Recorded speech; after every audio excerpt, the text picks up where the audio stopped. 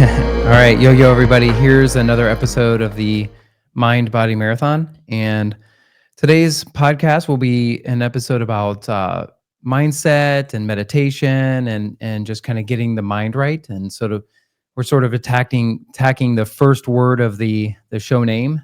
We haven't really done this directly yet, which I think has been a very important topic. So we're coming up on a year worth of episodes, and I think this is one topic that I've been waiting and excited to do. 1 year already. I know, right?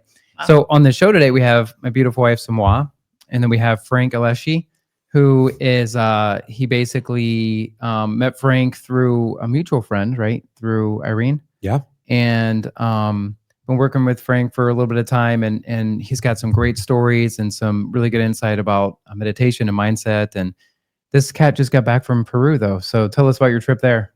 Yeah, Peru was amazing. I mean, the Andes are unbelievable, unreal. The logistics getting in and out of those places is the barrier to entry, you know. But because you went to Machu Picchu, right? Yeah, we spent 4 days trekking to Machu Picchu to get to the base camp. You know, it takes a little effort. You fly into Lima, a little bit of, you know, all the usual things that come with traveling internationally. Yeah. No luggage, and when we got there, the luggage was lost, and that's the worst. A lot that of actually confusion. happened to me when I moved to the U.S. I was 6 years old from Brazil, and that happened to me. I did not know that. I had two humongous suitcases. My one aunt took me like right before I came to like this super cute boutique clothing store. Dude, there's probably a bunch of stuffed animals in those suitcases. No, it was all like super cute, trendy Brazilian clothes, and they went MIA. And then Pan Am, I don't know if anybody remembers that airline, found one but not the other, and I was so bummed. But so my first thing that I ever did, I landed in the U.S. after being a 6-year-old traveling for 20 something hours, and went straight to like it was called Bradley's. I don't know if you guys had these out here in but it's kind of like a fancier. It's kind of like what Target is now, like a fancier Walmart. Anyways, because I had to go clothes shopping because I had nothing. Yeah, So well, that's they the don't have worst. Bradley's down in Lima, I'm sure. They don't even have Walmart or Target, so.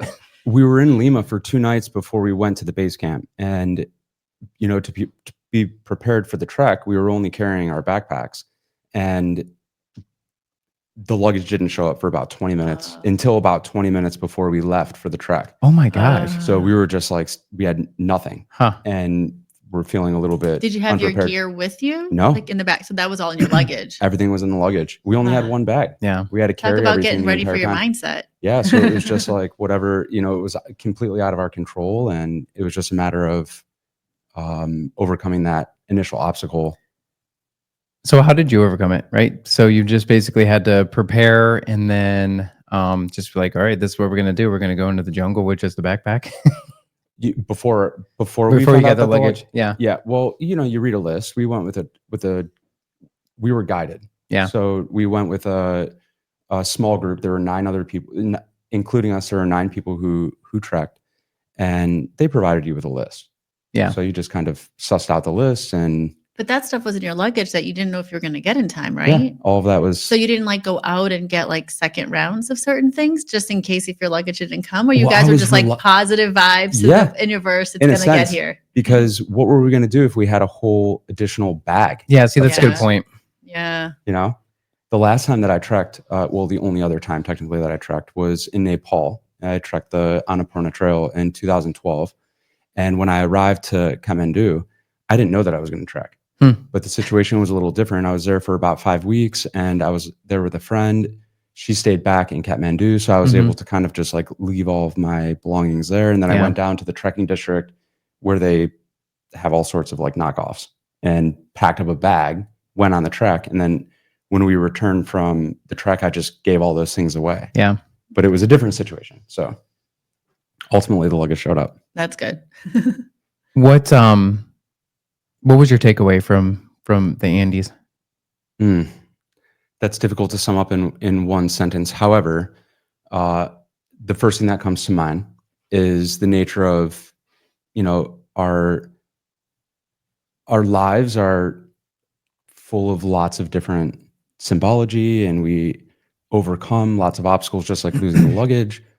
But there are so many people who face their own sets of challenges, and we forget that. Yeah. You know, so to travel internationally, you get to get into the nooks and crannies of your perception, which is difficult because normally everything that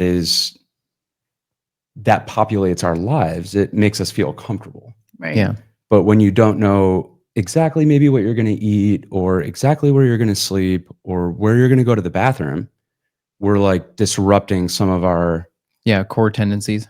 and our most vulnerable moments are when we do some of those things, when we eat, when we go to the bathroom, when we sleep. Yeah. So we tend to keep ourselves pretty secure when it comes to those things. We started the trend here, first world problems, right? Hashtag first world problems for stuff. But when you travel, you realize like you put into perspective how, yes, like whatever was really stressing me out last week is truly like a first world problem compared to what I'm seeing in this experience. They're real problems. Those things that we experience it's our are real, point, and that helps us understand who we are and what our level of tenacity for those experiences are, our grit. But when we meet other people, when we start to learn a little bit more about them, or if we have the eyes that can see and we look into those things, we might start reflecting a little differently on our own paradigm. In a weird way, it's almost like we take a break from our normal problems and then we adopt a new set of problems. And then we sort of have to, it's an intriguing act to have to conquer those and wrestle with those new problems and then move forward with them. But and then then you have to go back from vacation and then go back to your old problems. It's really weird. It's like you're almost like changing problem hats.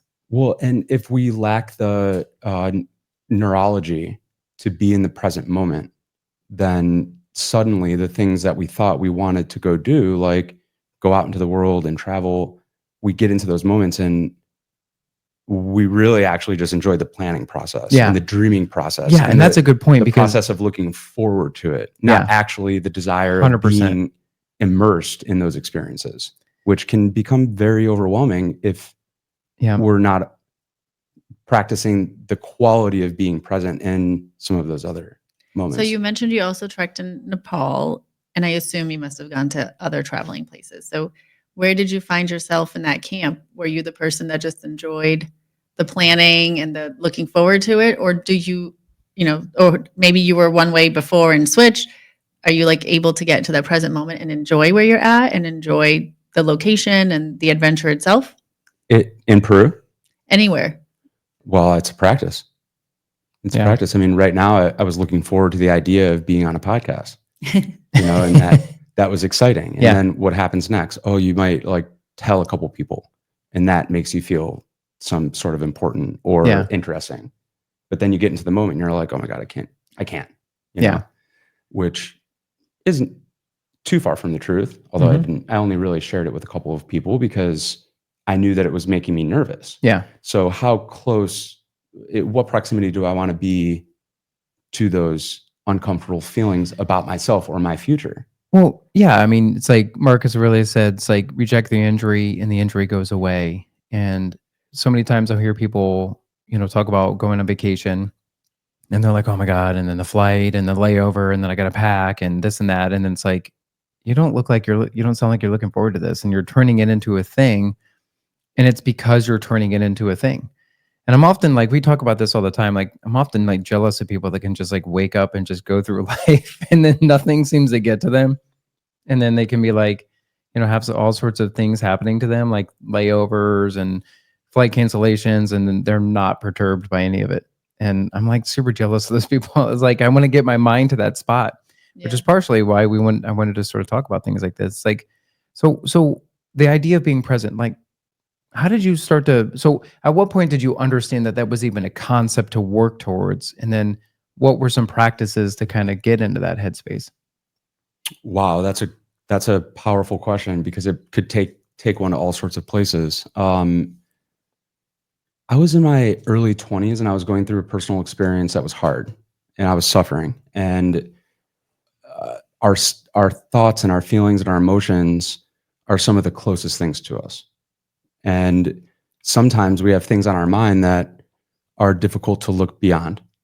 And our pain can feel that way. Our physical pain, a lot of times, like you treat people with pain. I might be serving people food with pain. Yeah. And you think, what was wrong with them? Why were they just so, Yeah. and maybe they have physical pain. It's blinding to be in pain all the time. You can't really think or see past it. Yeah. When you're in chronic pain. Similarly, when you have a lot of mental or emotional suffering, it's difficult to hear what people are saying to you or see the beauty that might be inherent in the day. Yeah. So I was kind of in one of those moments in my life, and my friend at the time said, hey, my friend's going through a moment too. She's living in Seattle. She just moved there. She got in her car, packed up all her things. She's only been there for a week. Go see her.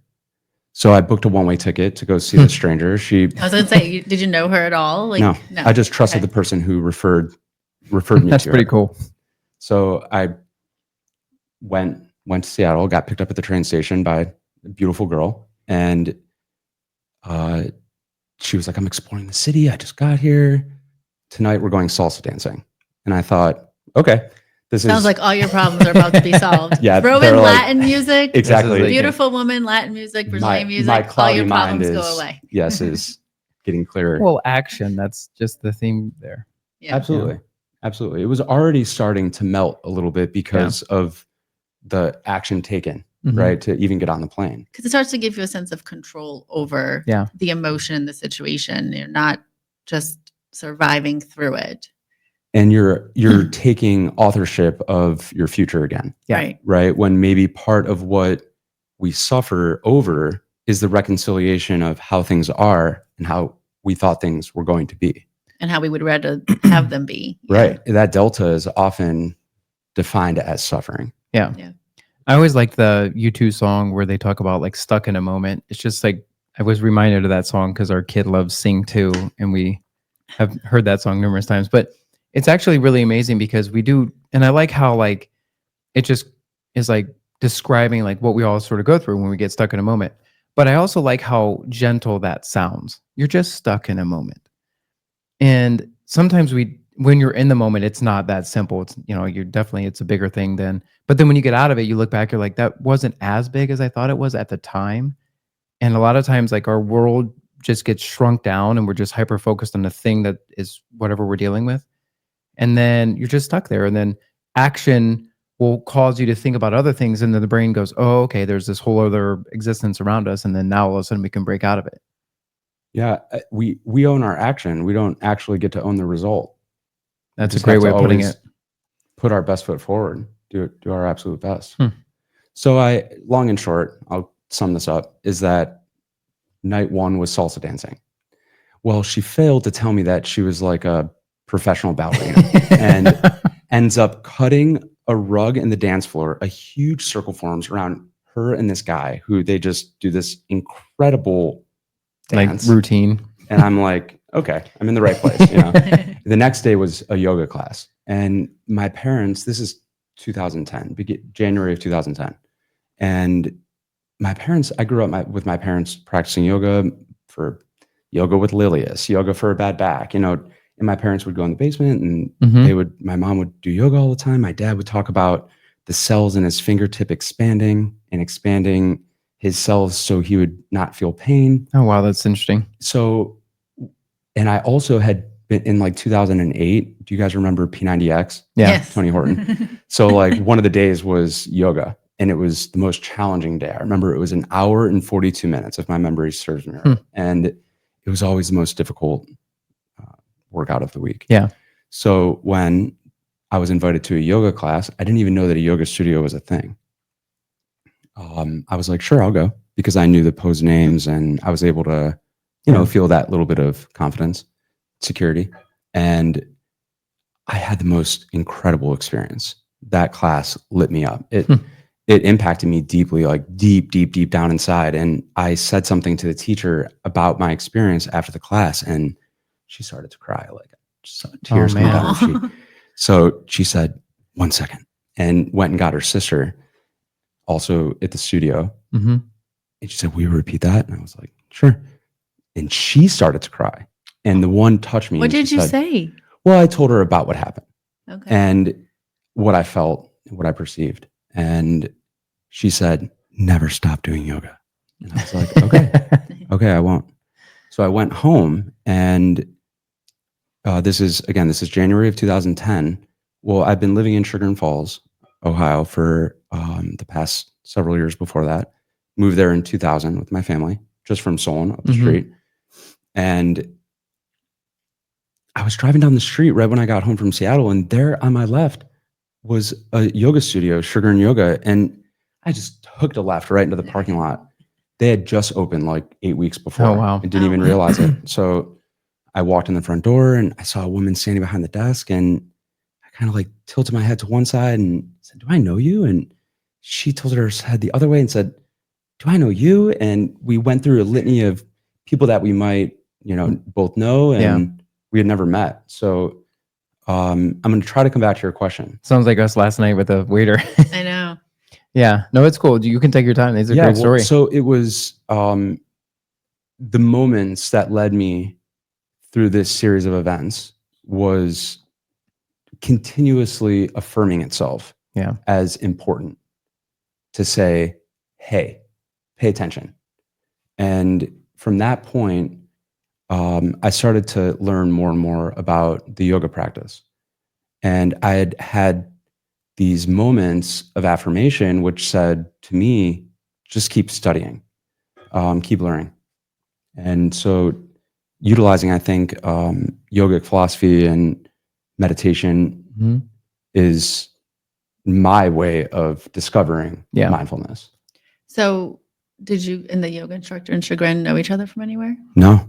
I mean, we knew similar just kindred people. spirits. Just kindred spirits. Yeah. That's cool. Now, so where did you take yoga from there? Well, I practice yoga at Chagrin Yoga. I still do.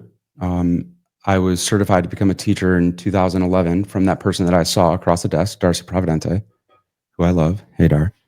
And at that point, before becoming a yoga teacher, I started asking myself questions that come up when we start seeking answers to life's questions, right? Like questions about myself and questions about our existence or our purpose, our personal purpose, that is, right? So one day I pulled out a lawn chair in my backyard and I sat in it and I closed my eyes and I thought, what is meditation? And then I went to a yoga class that day. And the guy across the desk looked at me, also tilted his head and said, "Have you ever thought about meditating?" And I said, "Yeah." And he informed me that there was going to be a lecture by a monk that was traveling and if I wanted to come. So I did. And then the next day I was initiated into a practice of yoga called Kriya Yoga. And Kriya Yoga is a yoga meditation that's really beautiful. I was initiated in 2010 and have been practicing ever since. And that the lineage of masters that comes from Kriya Yoga are enlightened masters. And there's a guru, Paramhansa Prajnanandaji. Oh my gosh. That's so impressive. Who is the living master of the Kriya Yoga lineage. And he follows in the footsteps of some really powerful spiritual giants of our time. Yeah. One of those names that is his Guru Dev, or his Guru Preceptor, the guru of the guru's guru, is Paramhansa Yogananda. And Yogananda wrote a very famous book called The Autobiography of a Yogi.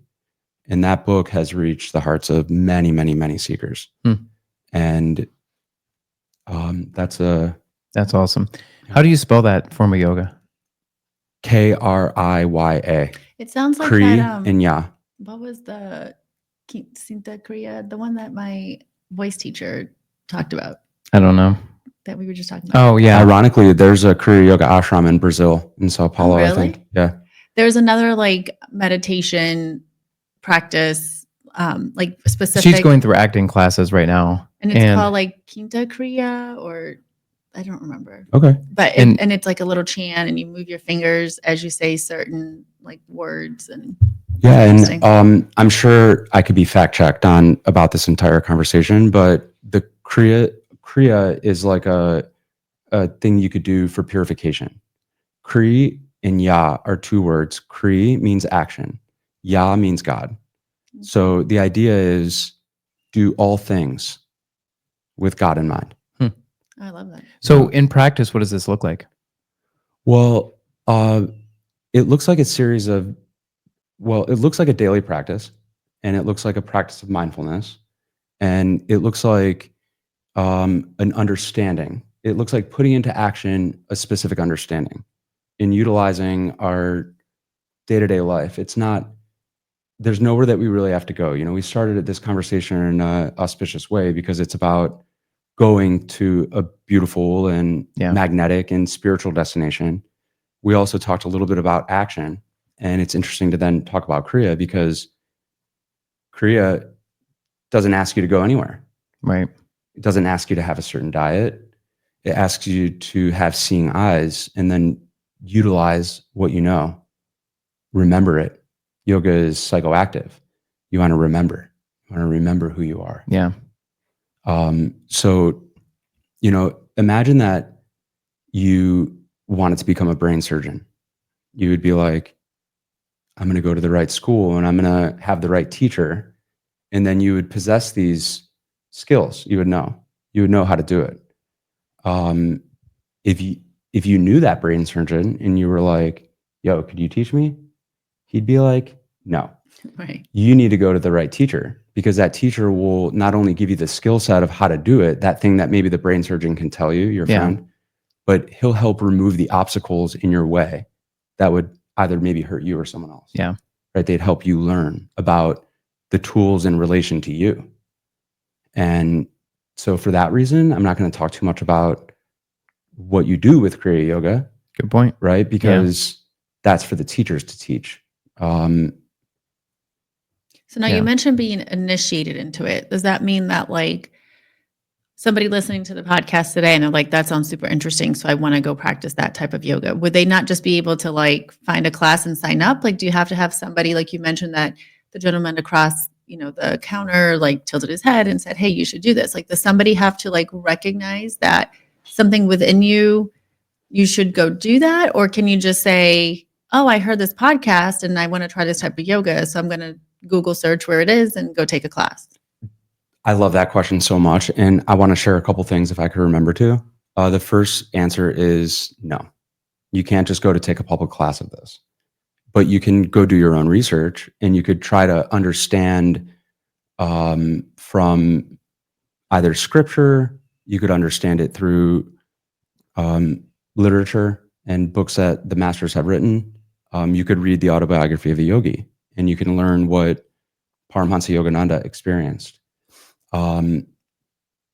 If you wanted to become initiated into Kriya Yoga, you know, the word initiation is interesting because for a lot of Westerners, it would maybe make them not feel as interested. It might make them actually feel a little bit hesitant. Yeah. You know, there are other words like that are used in the East that are just, you know, commonplace words. Another word is guru, right?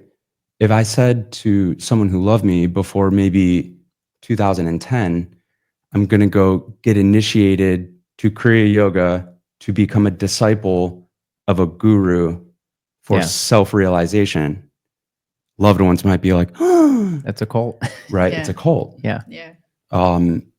Which would be another interesting conversation for today's day. Yeah. Right? Because cultic thinking is all around us. It's not good or bad. It's application. Mm-hmm. Yeah. So anyhow, one would do their own research to learn if they were a sincere seeker. Then they would find an ashram, or they would find where an initiation would take place. So once a year in Cleveland, we actually are like we're like hooked into the pipeline of Kriya Yoga in Cleveland. That's ironically, cool. It's really cool because of an affiliation with the Indian community, and there were people who were practicing Kriya that lived in Cleveland. So the gurus were coming here. Really fantastic. Really fantastic. So once a year in the fall, we do an initiation. And once you're initiated, or if you've been initiated from any location, you could practice in the weekly meditations that a center or a city Yeah. has. Now, when you went to India, Yeah. and you went to see some of these gurus, Well, was that a different experience? Yes, I did. I went to spend time with the living guru, Paramahansa Prajnanandaji. Oh, wow. It's so impressive you could say that like that quick. Well, I could see the letters, so and it's very phonetic. The first week of that trip was dedicated to a walking pilgrimage. The second week of the trip was dedicated to actually going to holy places that were identified in the autobiography of a yogi. And then the third week, this was so incredible. Each part was incredible, but this was more amazing than I considered. I went to the inauguration of an ashram, which was like unbelievable, just incredible. What's an ashram? An ashram is a place where monks live and meditate, and they tend to have like a common space where you could come meditate. They might have dorms. They may not. They might be producing something, like have a garden or something that helps the monks work. So what was so special about that third week then with that? Well, I'll give you one story that was just so mind-blowing, is that in the back of this ashram, there was a large like food hall. Imagine like an indoor-outdoor space, almost like a pavilion. And the kitchen, which is unlike a kitchen that you're thinking of, was very big, very open. And behind it was this food hall. Well, they had prepared food for 2,000 people that day because all of the villagers were going to come by. And, it was a very, very proud moment for this village. In fact, Gurudev, Paramahansa Hariharananda,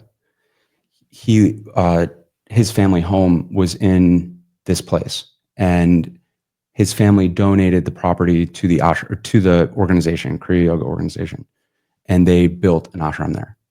So this place, brand new, so beautiful, expected 2,000 people to come to lunch.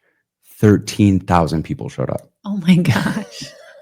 And Where do they all come amazing. from? Because it's not like it's easy to travel, right? Like in these. they came, and everybody ate, everybody sat, nobody was put out, nobody was bent out of shape. It was so magical. It was amazing. Just that collective energy in that experience would be phenomenal. Oh, it was unbelievable. It's like these moments get embossed in our spirits. Yeah. Yeah. Just to be with such a large group of people, like you just said, like it wasn't the capacity they were expecting. But everybody just collectively, without meetings or anything, like giving up a little bit of their comfort, a little bit of their expectation for the sake of the multitude, and everybody just getting the experience and getting enough of what they needed to get through, even if it wasn't what they were originally anticipating. Yeah. Yeah, it was amazing. That's just such a great vibe and energy. So for somebody that's not wanting to travel to India to have these experiences and they just want to get better control of their mind and feel a little bit more in control of the day and just have a more positive outlook on things, where do you suggest people start with that?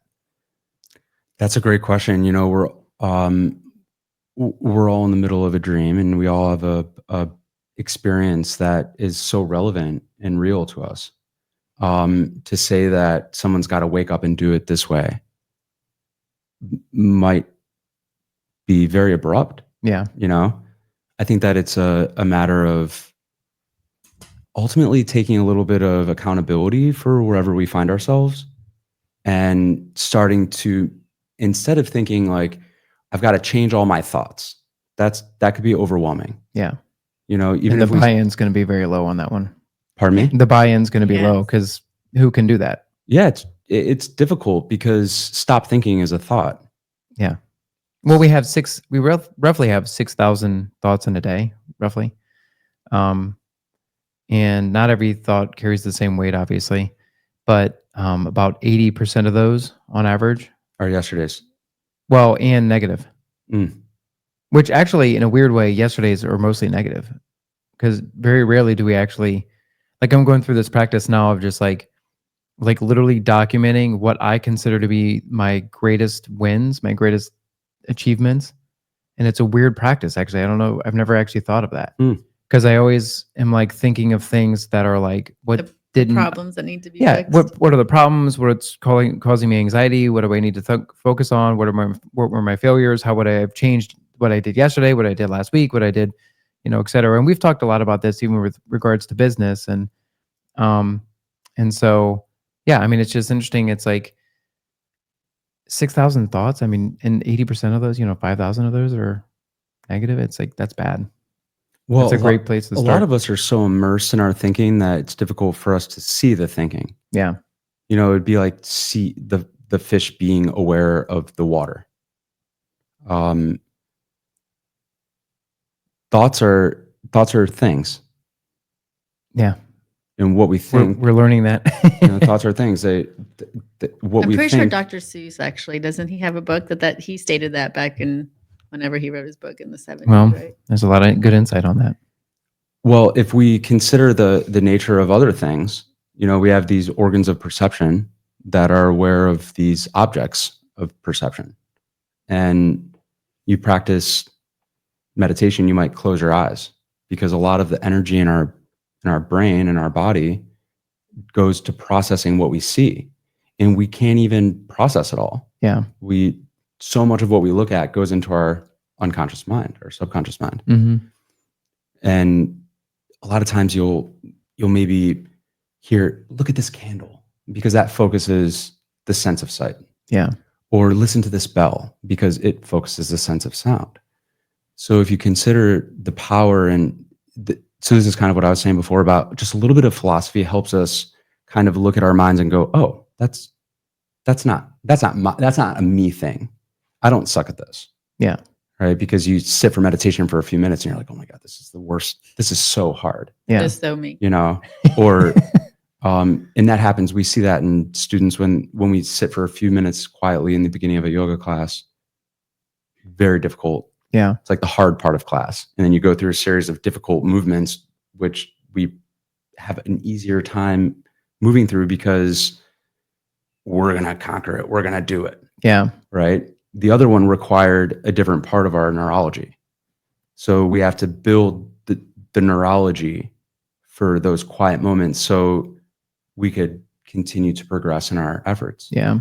So if we think about the nature of perception, we use our five senses to perceive the world. They're pointed out, right? Like they're extroverted. Yeah. And they go out, the organs of perception go out and they feel and gather and report through our incredible nervous system. And similarly, like our eyes can see the objects of sight, so our mind can see the objects of thought. And if we consider, well, what is the mind? Well, we know so much about the brain. The mind is like the culmination of all the things that we perceive. So if you spend your time perceiving certain things or thinking certain thoughts, your experience inside is going to be full of that kind of those objects. Yeah. We consider like the word is the world. And all those words are the world in there. So when we sit and we meditate and we see all of those thoughts coming up, sometimes they're correlated to the experiences that we've had. Yeah. Or some of the thoughts that we think, or some of the music that we listen to, or the food that we had, all of the nutritious things that we've ingested, whatever it is, because that's the nature of those organs. They're perceiving and pulling in, perceiving and pulling in. So the nature of thought is so fascinating because we sit and we listen to our thoughts and they're in the sound of our own voice. So it just further pulls us in and in this really concrete way that's who we are. until we go to sleep at night. And for a lot of us, we dream or we have no dreams. But we either are disassociated with the body and the mind, or we're disassociated with just the body. Yeah. But we prove every night that we go to sleep that we're not just the body. Right. Because we go on existing, but we have no awareness of it. So the nature of our meditative states is like a deep sleep, but you're aware. I think it's, like you said, it's like your words create the world, because of late, especially, it's, like since the age of like internet and quick information and quick news, it's like like we talk about this all the time. Like everybody, it's not that they want the negativity, but that's almost all that is expected. So it's like, even if you are having this moment where and nobody for nobody at all times or any time is everything great, right? So I just had this conversation yesterday, like if you see somebody, whether it be on social media or in real life, and you're like, wow, like they're doing this fun thing or this great positive thing, whatever, it's like, but you have to know that there's also other areas. Like if 2 or 3 or 4 areas seem to be going really their way and positive, there's also other areas, whether it's an internal thing, whether it's an actual, part of life that you just don't see because they're not talking about it or posting about it. There is another area that's a challenge to them. Like nobody at any point, you can mention the person with the most amount of money, with the most perfect body, based on standards, whatever. But there's nobody that ever has 100% of the part of their life going 100% well. But yet it's like expected that you would focus on talking of the negative. Like, we just had this conversation a couple of weeks ago that you come across friends, like even people that are close to you. Like we were talking how like there's maybe 2, 3 people in my life that I would feel comfortable being like, oh my gosh, like things are going really well because blah, blah, blah, blah, blah. This is happening for me.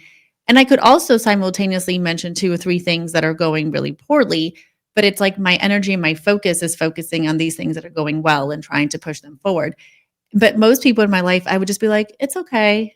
Life's good. Oh man, like the weather's crappy or this is going wrong. And oh my gosh, my it's all kid that. superficial. You're not actually. But everybody just like people would rather hear you complain than they would want to hear you be positive. Yeah, this is a point that she makes often. Because then it's like, oh, you're just bragging, or well, your life's just perfect. It's like, well, no, like I still have crap going on too. It's just that I'm focusing on these awesome things happening instead. Why do you think that is? You probably get that a lot because people probably that you might be around be like a little frustrated that you're so calm and collected.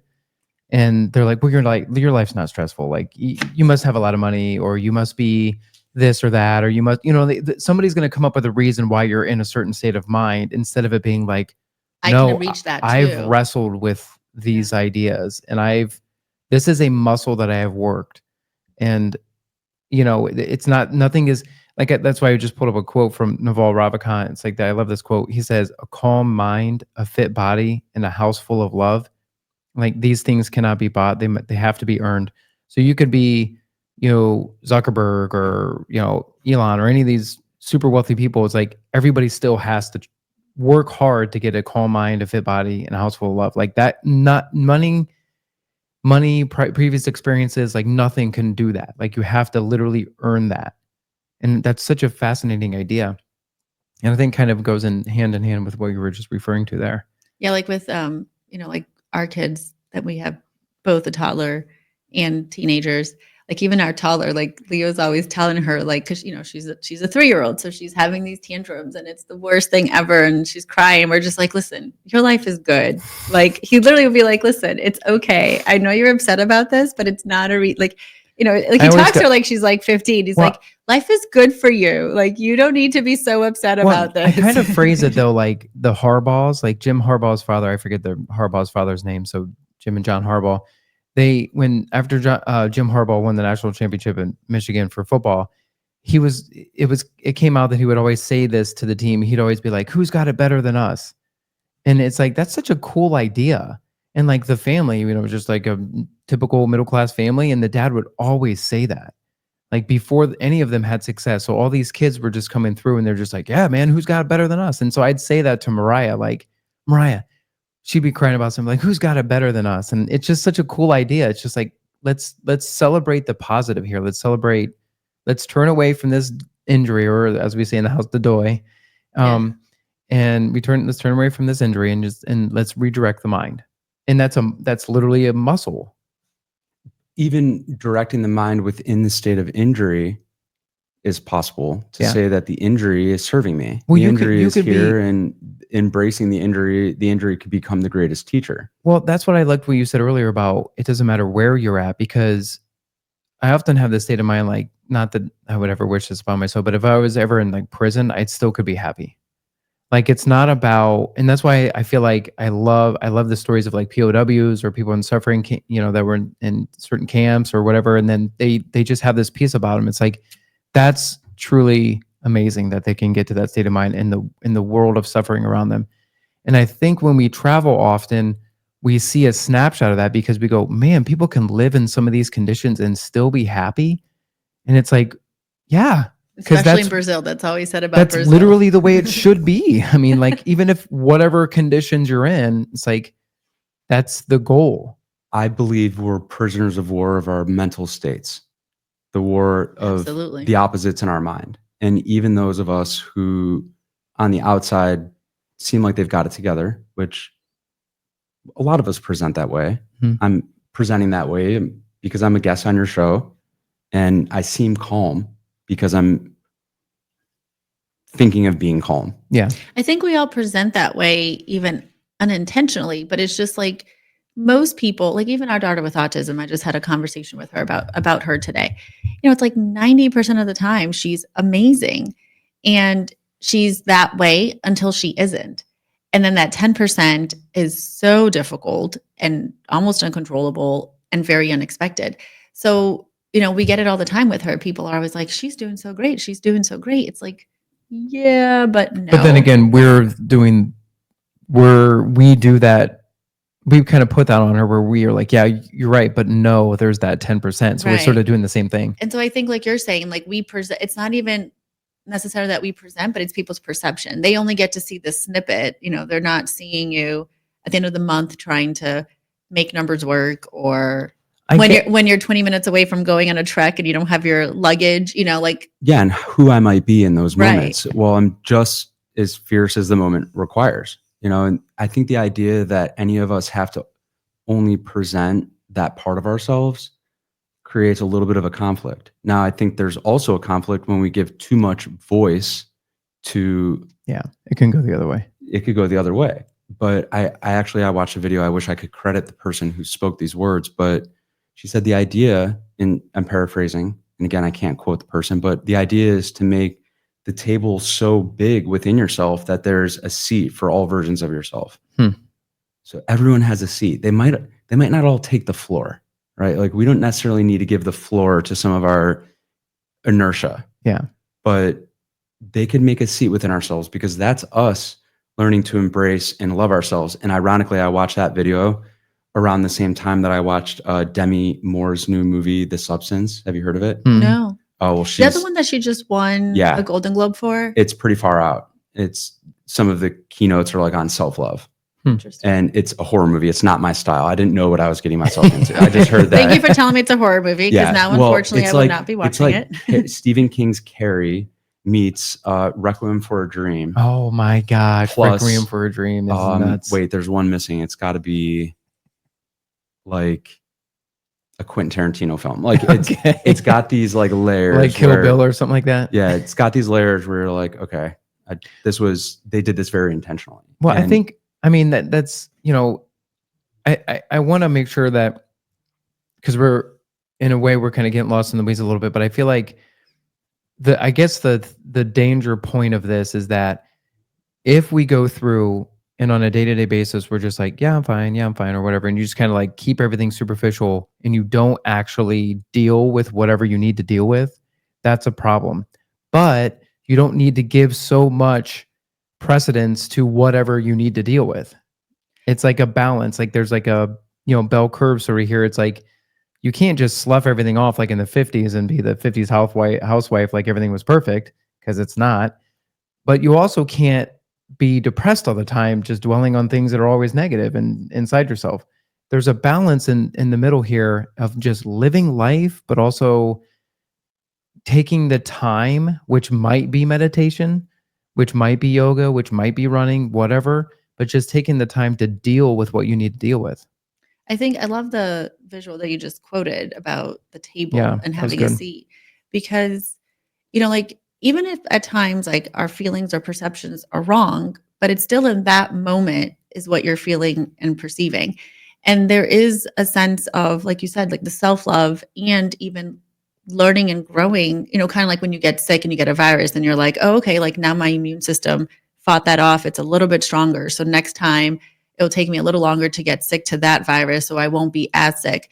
It's kind of the same thing. Like if you're willing to just, even if the perception and feelings are negative and erroneous, but if you acknowledge it and acknowledge why, like, why am I perceiving it this way? Like, why am I taking this so harshly? Or why is this hurting me so badly? Why do I feel so defeated or so betrayed by this when it's maybe not even justified by the circumstances?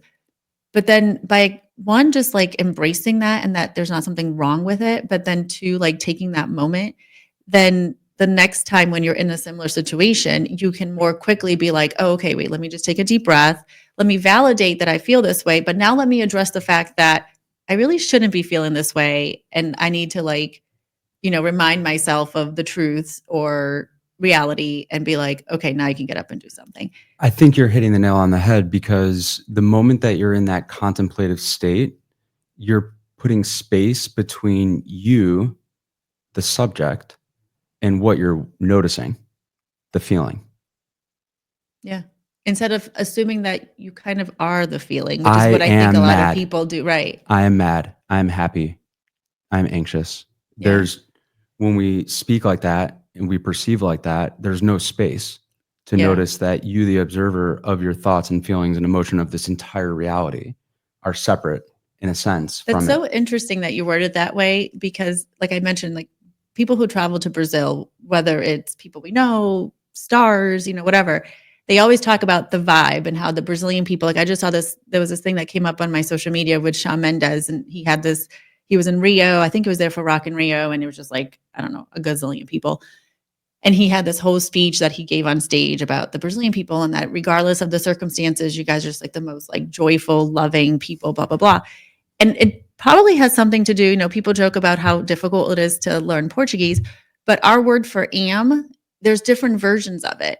And so when you go to say, I am happy, you say, eu estou feliz, which is this like, you can't even really translate it because it translates to am, but it's more like a sense of being like in that moment, like, versus like eu sou feliz, like I am as meaning like a permanence to it. So like estou is like this temporary sense of being in that. And so when we talk about our emotions, we say that a lot, like, oh, eu estou com muita raiva right now, like I'll tell, because I speak in Portuguese to Mariah, I'm like, mamãe tá com raiva de você agora, or estou disappointed, it's this temporary version of am. It's not the permanent, like I am Cool. this.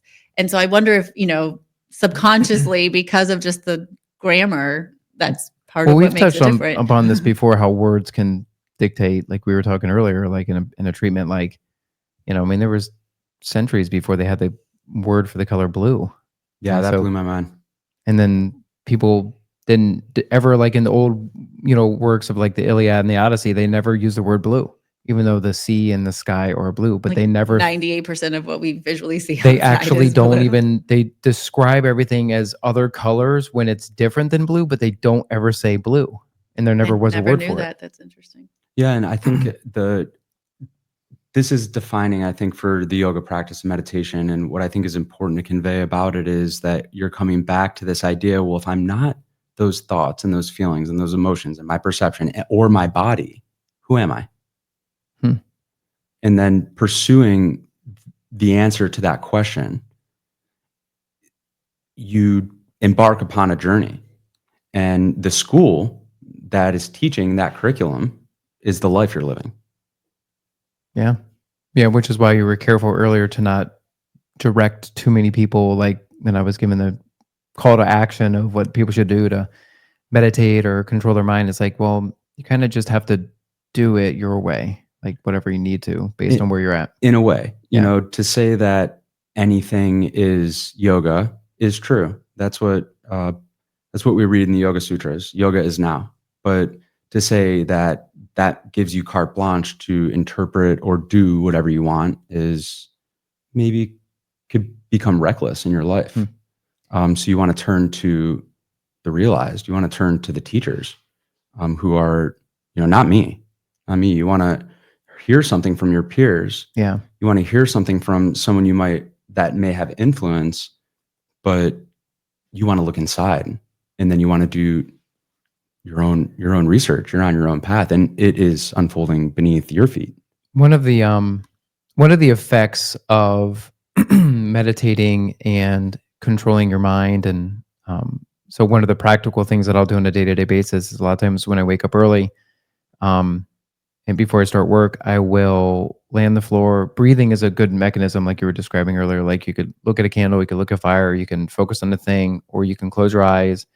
But breathing is also a good way to do it because that's, close your eyes and lay on your back and just breathe, because that's something you can control. But also breathing, obviously, the oxygen will kind of change your perception. It'll help recharge the cells. It's a great way to start the day.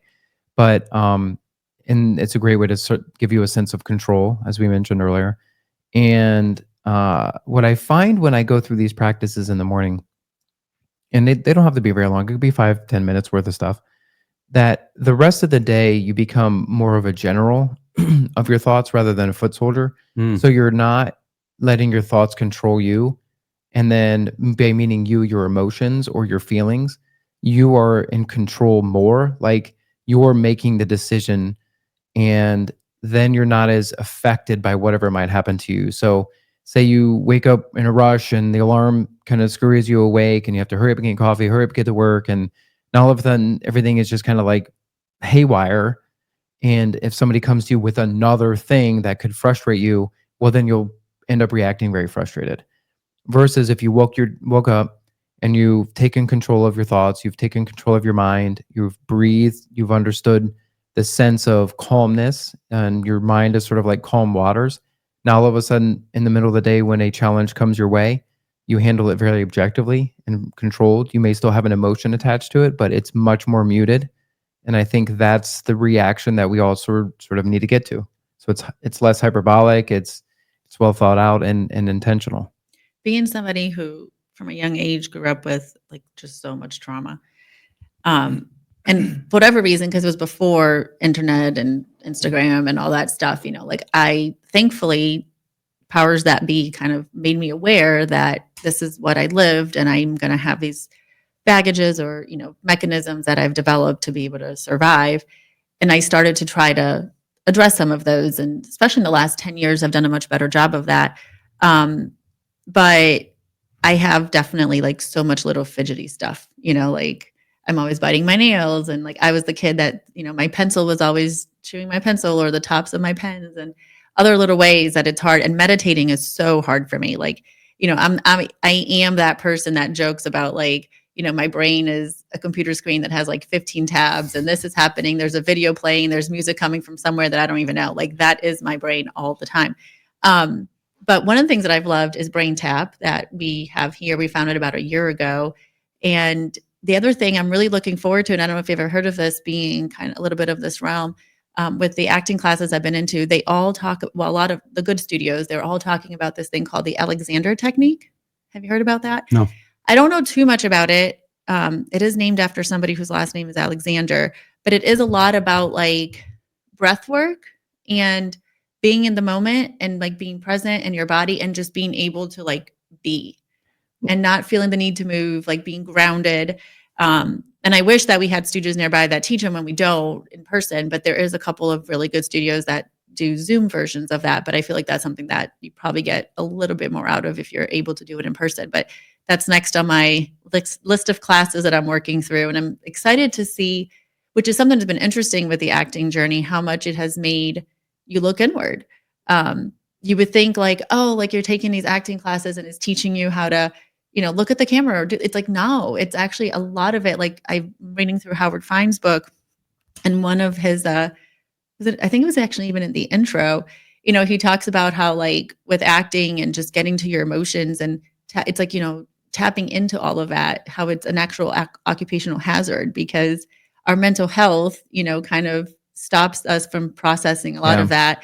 And his little comparison was like, a kid touches the stove and learns like, ooh, that's hot. Let me pull away and not touch it again. And actors like, ooh, that emotion was hard. Wait, let me jump in and dive in, figure out why that is. And it's this occupational hazard. But I'm really excited to look into Alexander technique and see how. Well, it's so cool how so many different people in areas of the world and cultures have arrived to the same sort of conclusion of it's important to calm your mind. What is the word pray in the Bible? Like 1,000 something times. It's crazy. And then it's like calm the mind, breathe, and just take a hold of these things. I talked to this coach years ago. He said he wouldn't recruit any athlete that couldn't sit in a room with him and talk for 20 minutes without wanting to look at their phone or whatever. And I was like, that's really interesting because if that athlete can't be in a room and talk to you for 20 minutes, then there's no way they're going to be able to listen to you throughout the 4 years of being in college.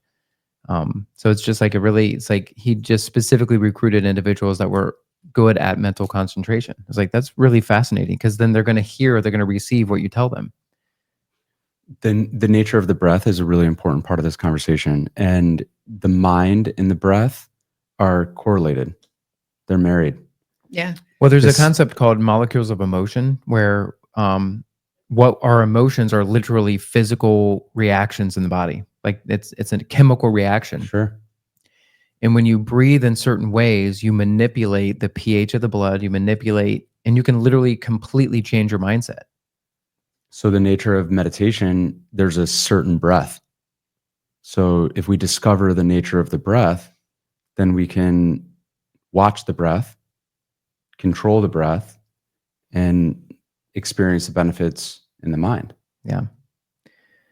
Well, this is crazy. We are already coming up on an hour. Wow. I know, right? I told you it's going to go by quick. So as we are rounding third in the episode here, any final little tips or I know we kind of felt like we were just getting into some good stuff and I do feel like at some point we're going to have you back on again, but Part two, for sure. But any kind of final little like, hey, maybe just work on this for the next day, just to kind of, for people to capture their mind a little bit and just have a better mindset overall. What would you say? Yeah, I would say to look inside. What I love about a trek is that, you might take 20,000 footsteps and some of them are very safe. You're like, they're normal. You're talking, you're walking, you're going through motions and not really noticing. But then there are some steps that if you misstep, you might like fall and hurt yourself. And then there are other steps that if you misstep, you might fall like 1,000 feet. Yeah. So I think that it's important that we take interest in how we're perceiving and how we're relating and how we're emoting and how we're mentating. Yeah. Because we have to be so conscious of when we're on what step. And that's a great point. Way to put it. Well, I love that because we were talking earlier about the 6,000 thoughts in a day. And if we take 6,000 steps, you're right. Like a vast majority will just be menial and just sort of whatever. And then there are, a handful that we need to be really pay attention to. And then we need to know that those thoughts are even coming or that we have those thoughts. And I like the idea of like you said earlier, like pulling back and just looking at yourself from the outside in a way. So my circling around third here comment would be, we totally veered off of this very quickly. So you clearly have done several awesome journeys between India, Nepal, Peru, probably others I don't know about, and even the experiences with yoga and things here stateside and right here in Cleveland. So with all that in mind, is there like a new nugget that you either learned about yourself or that you learned about the world or how you relate to it from your Peru trip? It's going to be loaded. Because we like totally started there and then kind of quickly got into developed into other things. So just to kind of wrap up, bringing it back home. What were you pondering on the plane ride home? Well, without kind of going there too much. Yeah. The plane ride home was challenging because, we left the 23rd of January. So I may have not been conscious of how much extra free time I would have in airports and stuff around that time, and that there was an inauguration and therefore lots of news and headlines. So That's true. like that was a little bit of a conflict for me, to be like in a space where I had extra free time and to be reading about certain things that made me feel off center, being far away from home. Yeah. So with that being said, and that changes your state of mind for sure. well, to come back to the beginning of the story, is that in the Amazon, after the trek, we stayed in the rainforest for a couple of days. And to get to this location, we had to go by boat for like 2 or 3 hours. Mm-hmm. And if we continued to go into the rainforest, we would like be entering a zone that is undiscovered. And there are locals that live there that know, quote, nothing of the modern world. They don't even know it exists. And the nature of like a monk or a nun or a spiritual renunciate or a social dropout is this idea of still being in society, but in a different lane than the fast lane in our consumeristic society, right? Yeah. But that's still with the modern world in mind, Right. right? It's difficult for our consciousness to perceive a mind devoid of the modern world. How do we even think in those terms? So where this conversation started was the nature of our problems, and how we perceive our problems is so critical, because there's thousands of people living in the Amazon that have no idea about the kinds of modern problems that we have. Mm-hmm. Right? And if you close your eyes or have a moment in those kinds of environments, we begin to reflect what it is that we see, which is a lot of beauty. Right. It's a lot of beauty. When you say that about them, like they don't even know the modern world exists, what comes to mind is we obviously know how much, like the Amazon has shrunk because of modern world problems and the effects and the danger, it's endangered and everything like that. So it's like those people probably don't even know that's a thing. Like they're not even concerned that somebody is ruining my home, or because it's still so far away from them. And so like you're saying, like the perception of our problems, it's like that's, we have that problem for them where we're like, oh my gosh, the Amazon's getting destroyed. We got to do something. We got to stop, which is important. But they're living in the Amazon, not even concerned with that because they don't know it's a thing. So I think when we consider like what is important, I think it's the way we treat each other. It's how we speak, how we use our power, how we show up. Because all of those things are reverberating inside of ourselves. And we all know how it feels to kind of reconcile our own behaviors. So when we learn how to move, we're really taking care of our future self in a way. We're not only being kind to our neighbor, we're not only thinking about how our words may impact them, but we're also setting up our future positively too, because we don't have to reflect on these things. We don't have to contemplate how I could have maybe done better or done different, which I know for a lot of us, that's on our mind. We're thinking, how can I do better? How can I show up? And I think it's hold a little space, create a little space inside yourself for a seat for that person inside your heart. It'll create one for you. Yeah. That's for yourself, awesome. I mean. Yeah. I think that's phenomenal. That's a great place to end. Okay. All right. Well, like I said, we'll definitely have to have you back on the show, and I hope anybody listening to this episode got some good tidbits, and gonna kind of take hold of some of the call to actions and some of the potential benefits of being more in tune with yourself and just connecting and just having just an overall better mindset, because it's huge. And the actual understanding that this is a muscle that we need to work, and you need to just spend time throughout the day just understanding these concepts. So once again, thanks for being on the show, everybody, and we'll till next week. Thank you. Thank you.